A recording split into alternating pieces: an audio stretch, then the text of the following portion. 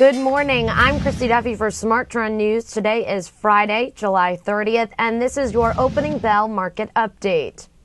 U.S. stock futures are trading lower Friday as investors await the government's first reading on GDP, which is expected to confirm that the recovery slowed in the second quarter. On average, economists expect that the economy grew at an annual rate of 2.5%, slower than the 2.7% expansion in the first quarter. In corporate news, Newell Rubbermaid reported second quarter earnings before the opening bell this morning. The company posted an EPS of 51 cents, topping the street estimate of 44 cents. Revenues were flat year over year at $1.5 billion, just under the consensus estimate of $1.52 billion.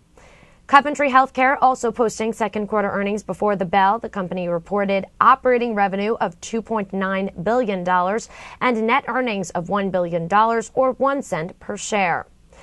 Now taking a look at market futures this morning, the Dow Jones Industrial Average futures are trading 40 points below fair value. The S&P 500 futures trading about 5.5 points below fair value, and the Nasdaq trading about 5 3/4 points below fair value. Now for more perspective on what's happening in the markets today, let's turn it to Andy Zamfotis from Lagard Capital. Good morning, Andy. Hey, morning, Christy. Well, yesterday we closed the second quarter on a pretty sour note with the Dow down about 100 points. For the quarter, the Dow was off about 10%, the S&P and Nasdaq down about 12%. This morning we start the third quarter with futures down. Actually, they're about flat right now. We had Greenspan out this morning talking about the U.S. economy hitting this invisible wall in terms of its recovery. Also, he mentioned that the situation in Europe, he called that pretty bad given their issues with borrowing. European markets are down about 1%. Also in Europe, Moody's, the credit rating agency, they downgraded 5 regions in Spain. They also put the country's sovereign rating on watch for a possible downgrade. Commodities are a bit lower this morning. We have oil down about 1.2%, so people will be watching that. Yesterday was a pretty key day technically. The 1040 level had held for the most part this year.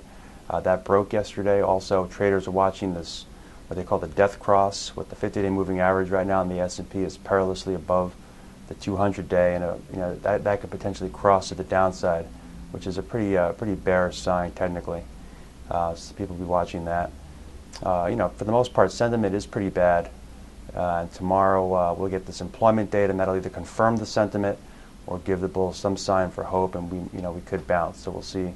But yesterday's ADP number was pretty negative. It was a lot lower than people were expecting. So that took the wind out of some people's sails yesterday. Also today we have initial jobless claims out at 8:30, so that'll give us another look into what tomorrow could bring. Thank you, Andy. I'm Christy Duffy for Smart Trend News. For more news, market analysis, and earnings results, make sure to subscribe to our YouTube channel, Trade the Trend.